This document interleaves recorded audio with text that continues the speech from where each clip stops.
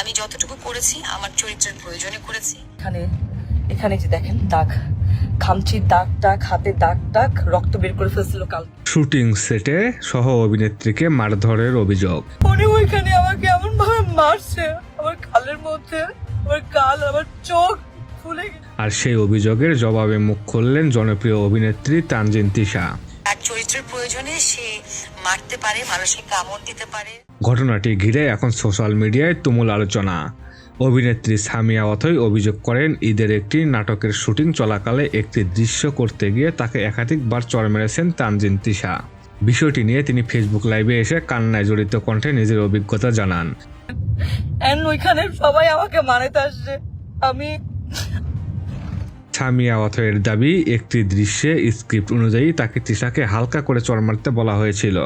তিনি আলতোভাবে সেই দৃশ্যটি করেন, কিন্তু এরপরেই নাকি তিশা তাকে উল্টাপাল্টা চড় মারেন এবং শুটিং ইউনিটের সামনে একাধিকবার আঘাত করেন।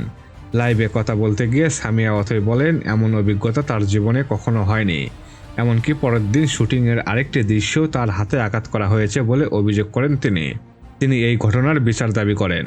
তবে এসব অভিযোগের জবাবে তানজিন তিশা বলেন, তিনি শুধু চরিত্রের প্রয়োজনেই অভিনয় করেছেন।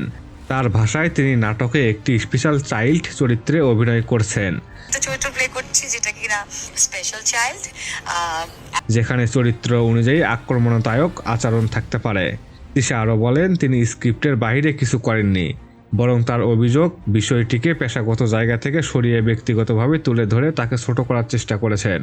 নাটকটির আরেক অভিনেতা শহীদুজ্জামান সেলিম বলেন, শুটিং সেটে ছোটখাটো ঘটনা ঘটতেই পারে এবং কথা বলে বিষয়টি সমাধান করা সম্ভব ছিল। তাহলে সত্য কি, শুটিংয়ের অভিনয় নাকি বাস্তবের দ্বন্দ্ব? এই বিতর্কের শেষ কোথায় গিয়ে দাঁড়ায় সেটাই এখন দেখার বিষয়।